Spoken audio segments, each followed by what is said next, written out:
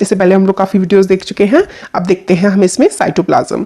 तो जब हम लोग देखते हैं जो ऑनियन पील के माउंट्स थे या फिर ह्यूमन चीक सेल को जब हम लोग माइक्रोस्कोप में देखते हैं तो हम लोगों को a large region of each cell enclosed by a cell membrane होता है, ठीक है। सेल मेम्ब्रेन के अंदर एक एरिया होता है, उस एरिया को क्या बोलते हैं हम? साइटोप्लाज्म बोलते हैं। This region takes up very little stain, ठीक है, it is called cytoplasm. Cytoplasm क्या होता है, यहां से इसकी डेफिनेशन आती है। Cytoplasm is a fluid content inside the plasma membrane. Plasma membrane होती है बाहर की तरफ, इसके अंदर फ्लूइड जैसा कंटेंट कुछ होता है, उसको हम लोग क्या बोलते हैं? उसको हम लोग बोलते हैं cytoplasm. It also contains many specialised cell organelles. Cytoplasm में ही सारे के सारे सेल ऑर्गेनलीज जैसे कि एंडोप्लाज्मिक रेटिकुलम, माइटोकॉन्ड्रिया वगैरह आगे हम पढ़ेंगे, वो सारे के सारे प्रेजेंट होते हैं और हर कोई अपना अपना अलग अलग काम कर रहा होता है। सेल ऑर्गेनलीज जो है, हर सेल ऑर्गेनली अपनी अपनी मेम्ब्रेन से बंधा हुआ होता है।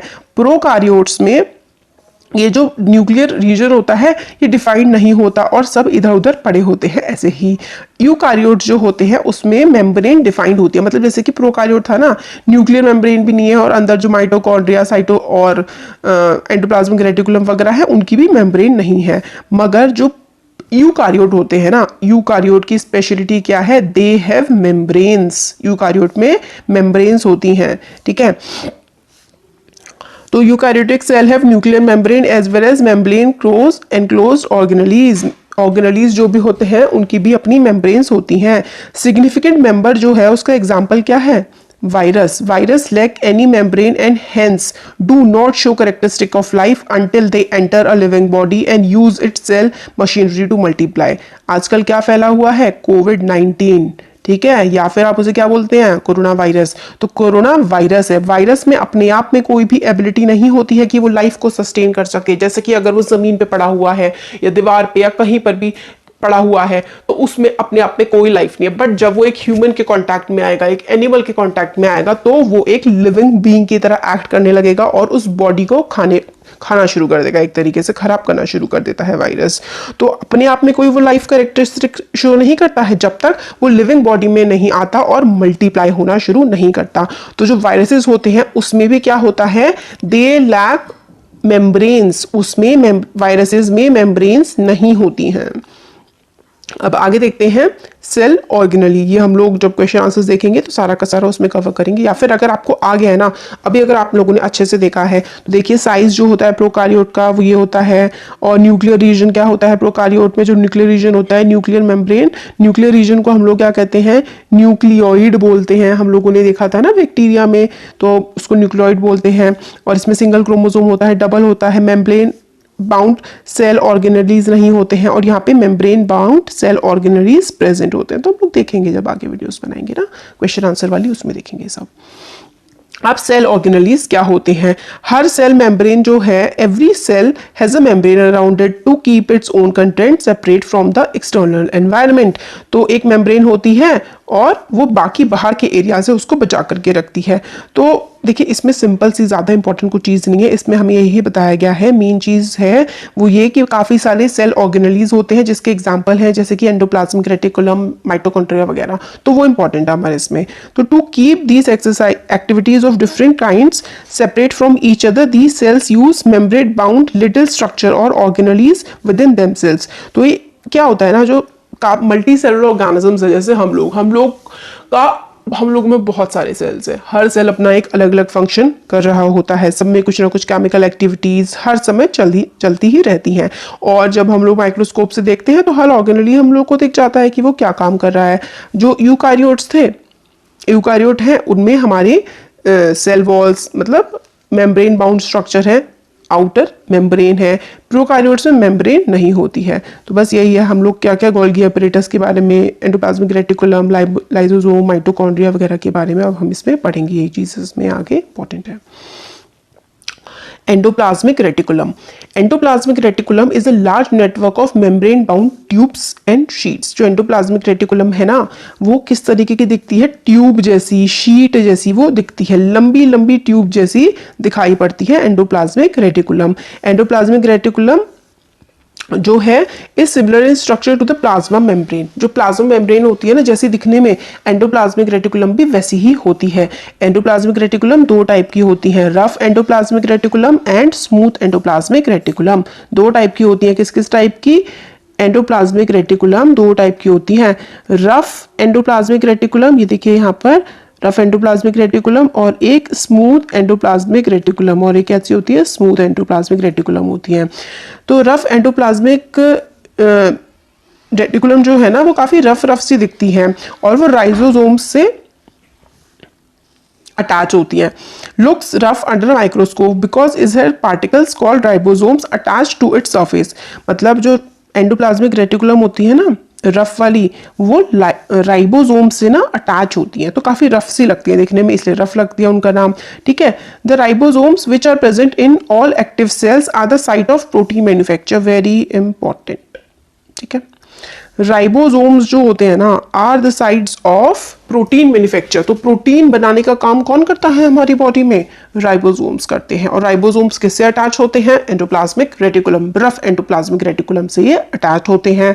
और मैन्युफैक्चर जो होता है ना protein, send to various places in the cell depending on the need using the ER. तो राइबोसोम्स ने क्या किया? प्रोटीन बनाया। ठीक है, प्रोटीन बनाया। और पूरी बॉडी में प्रोटीन कौन पहुंचाएगा? एंडोप्लाज्मिक रेटिकुलम पहुंचाएगा जरूरत के हिसाब से पूरी बॉडी में प्रोटीन। और स्मूथ एंडोप्लाज्मिक रेटिकुलम किस में हेल्प करती है? फैट मॉलिक्यूल्स बनाने में। मैन्युफैक्चर ऑफ फ्लैट मॉलिक्यूल, जिसको हम लोग लिपिड भी बोलते हैं, वो मैन्युफैक्चर करने में हेल्प करती है।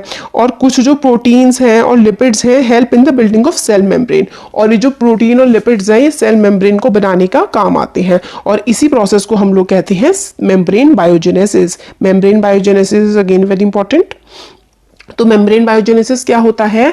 The process of making membrane with the help of protein and lipid.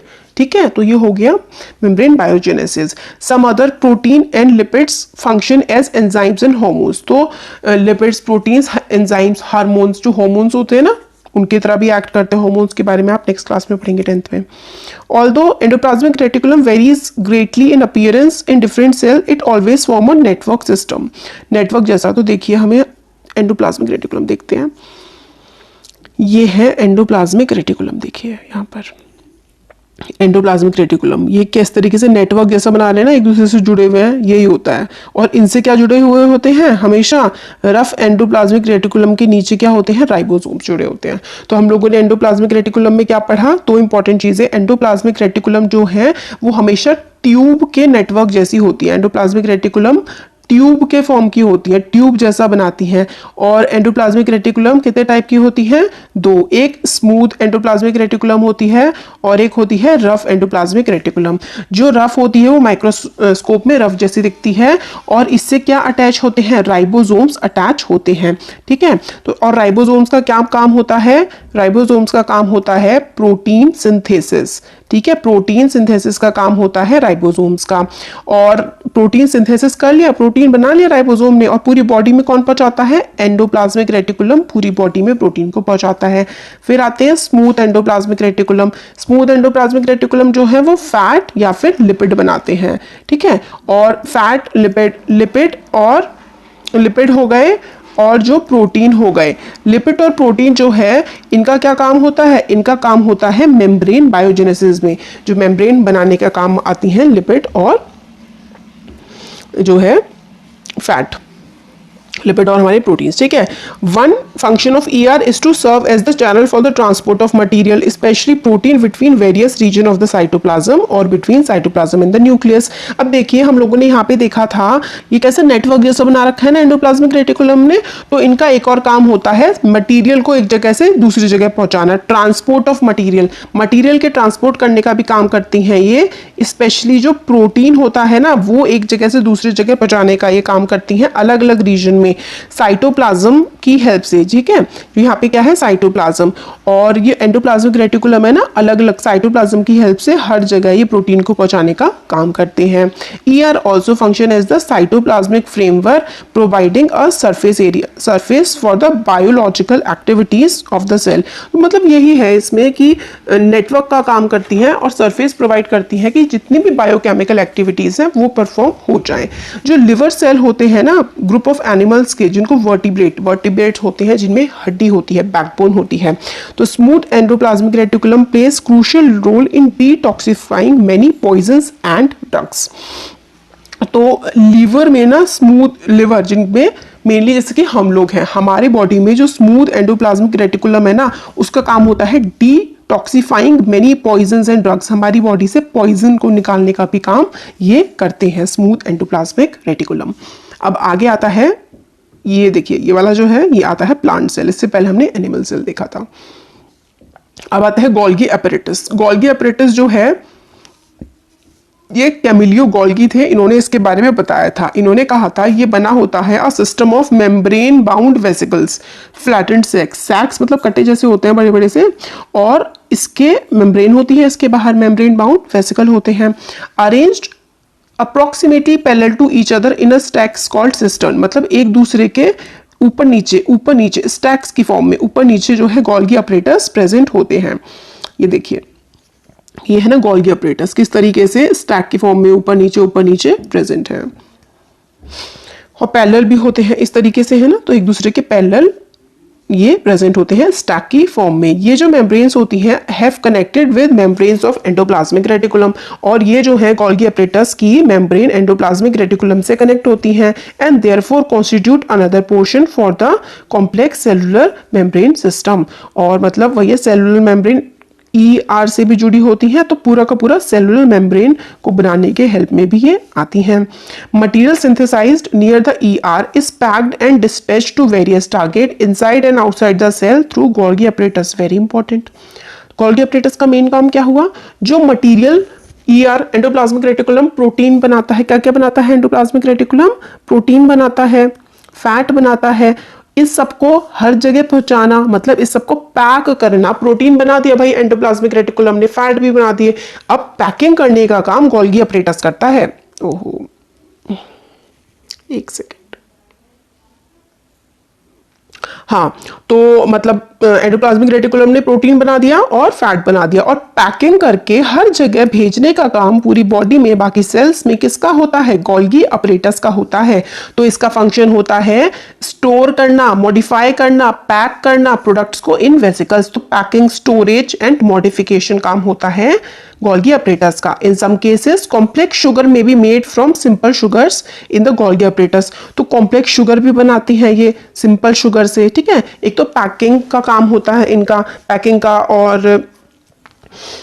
फिर एक जगह से वेरियस टारगेट्स तक पहुंचाने का, मॉडिफाई करने का, पैक करने का प्रोडक्ट्स को, ये काम होता है। और सिंपल शुगर से कई बार ये कॉम्प्लेक्स शुगर भी बनाते हैं। Golgi apparatus is also involve in the process of in the formation of lysosomes, ठीक है। लाइजोसोम्स भी बनाने का गोल्गी अपैरेटस काम करते हैं, लाइजोसोम्स भी involve in the formation of lysosomes, ठीक है।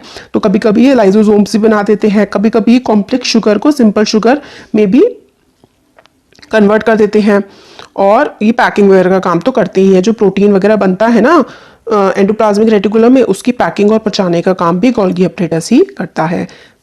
अब हमारे क्या क्या बचे हैं, lysosomes, mitochondria, plastids and vacuoles. वो नेक्स्ट वीडियो में देखेंगे, वरना वीडियो काफ़ी बड़ी हो जाएगी। अच्छा लगा तो ज़रूर लाइक करिएगा और चैनल को सब्सक्राइब ज़रूर करिएगा। Thank you.